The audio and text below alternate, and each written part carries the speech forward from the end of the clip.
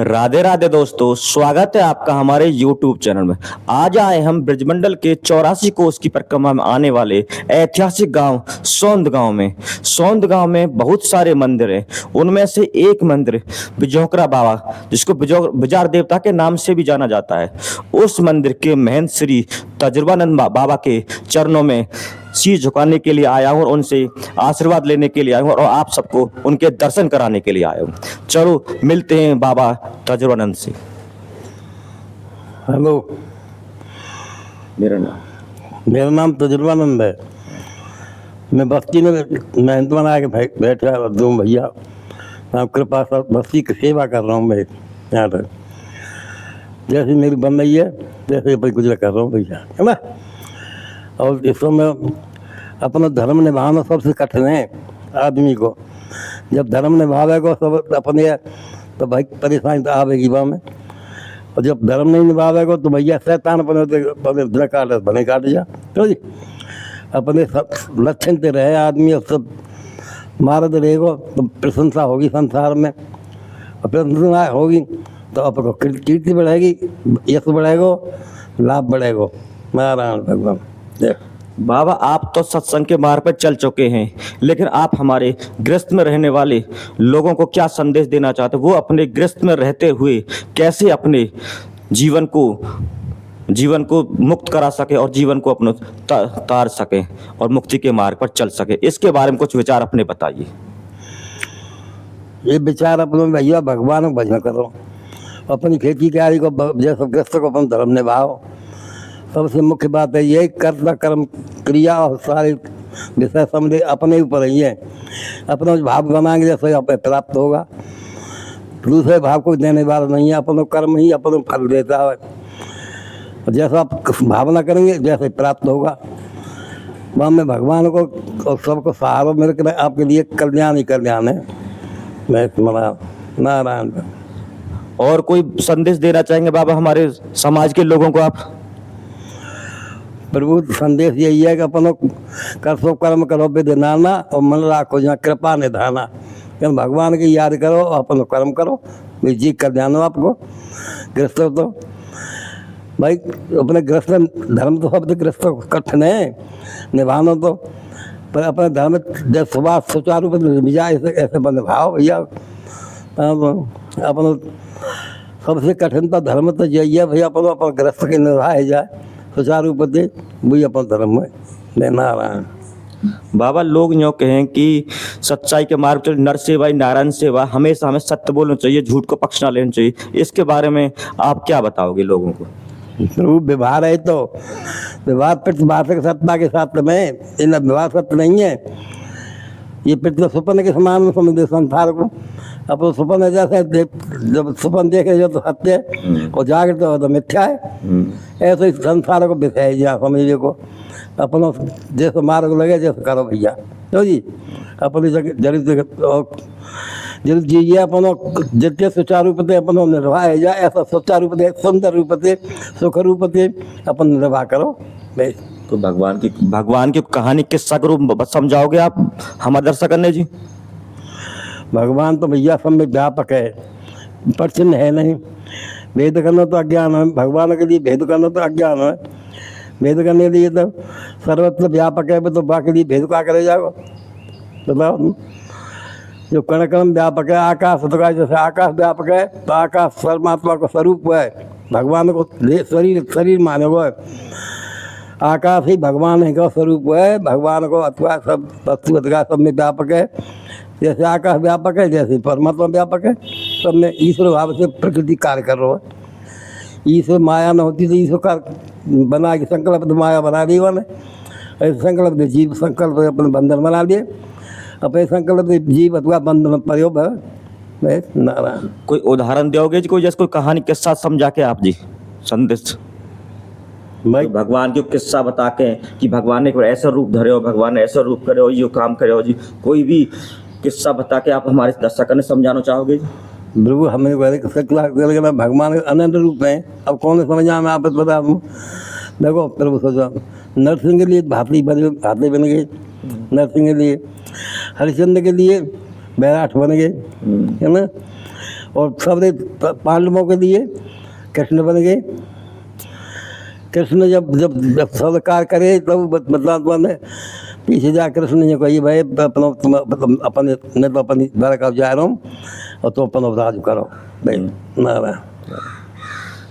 ये हमारे बिजौगरा वाले मंदिर का गेट है, कितना अच्छा और भव्य बना हुआ है। अब मैं आपको मंदिर के अंदर लेके जा रहा हूँ।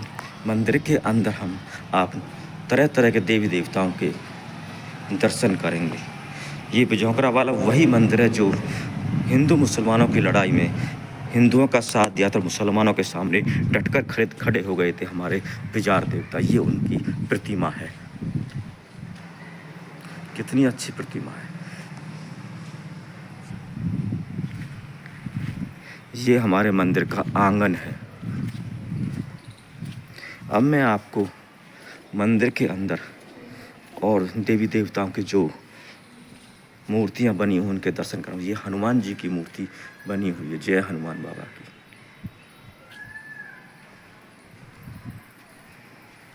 बिजार देवता की मूर्ति,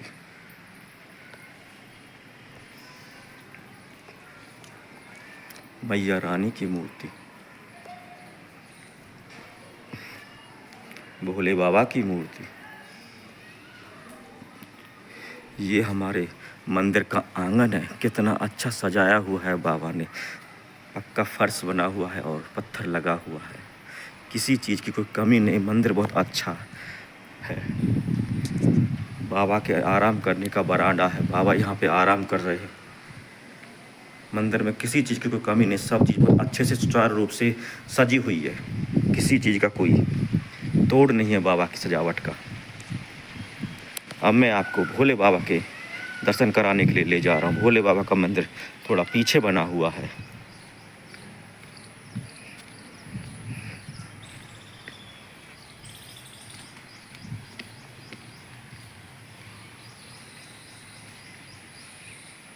ये भोले बाबा का मंदिर है, दर्शन कीजिए भोले बाबा के। जय भोले बाबा की। अब मैं यहाँ से आपको जो भी मंदिर व्यवस्था है उनके बारे में दिखा देता हूँ। ये नहाने की कुंडी है या कुइया बोलते हैं जिसे। यहाँ पे वाटर सप्लाई का पानी आ जाता है। यहाँ पे कोई भी आके नहाओ धो कुछ भी करो, कोई पानी बरतने का कुछ भी लो, बहुत ही सही व्यवस्था की हुई है।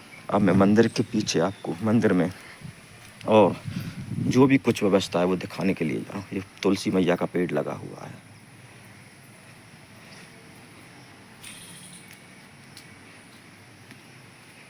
मंदिर के पीछे जो हमारे हिंदू समाज में जो हमारे बुजुर्ग घर के परिवारजन जिनकी मृत्यु हो जाती है और उनके जो है थान बने हुए, इनको थान बोलते हैं हिंदू समाज में हमारे।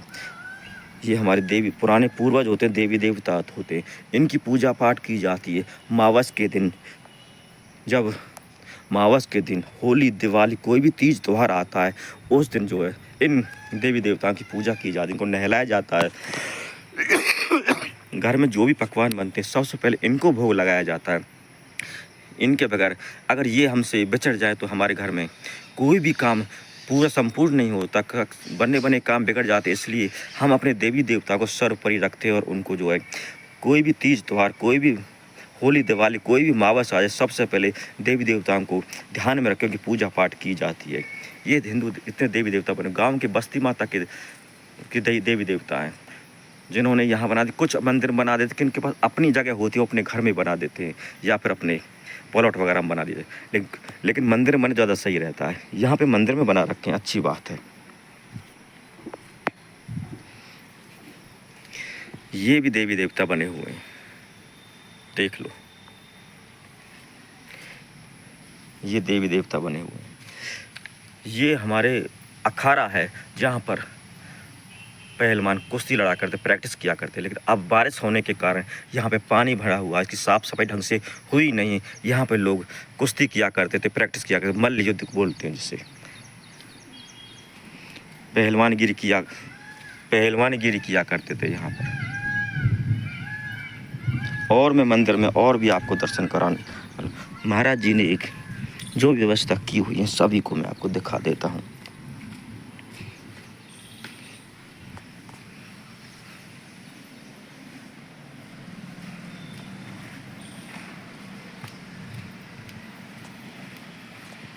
ये मंदिर का आंगन है जहाँ पर होली के दिन जो है होली मनाई जाती है। लोग जो गायक होते गवैया होते हैं वो होली गा के यहाँ पे होली का त्यौहार मनाते हैं और एक दूसरे को रंग लगाते हैं।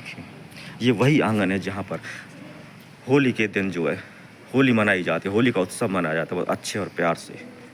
अब मैं आपको महाराजीन जो यहाँ के जो नौजवान साथियों के लिए व्यायामशाला बनाई है व्यायामशाला की तरफ दिखा देता हूँ। व्यायामशाला के अंदर मैं जा रहा हूँ। देखो व्यायामशाला में जो कुछ रखा हुआ है, देखो ये मशीन रखी हुई है, ये वेट लिफ्टिंग है, ये डम्बल है। यहाँ पर नौजवान साथी हमारे दंड बैठक करते हैं और यहीं पर अपना कसरत करते हैं और शरीर बनाते हैं, सेहत बनाते हैं। देखो अगर यहाँ से व्यायामशाला के इतना लंबा चौड़ा बरामदा बना रखा है, इसमें यहाँ पर आके अपनी दंड बैठक कर सकते हैं। जिसको खुले में करना है खुले में करो, जिसको बरामदे में करना बरामदे में करो, जिसको जहाँ करना वैसे करते रहो। इस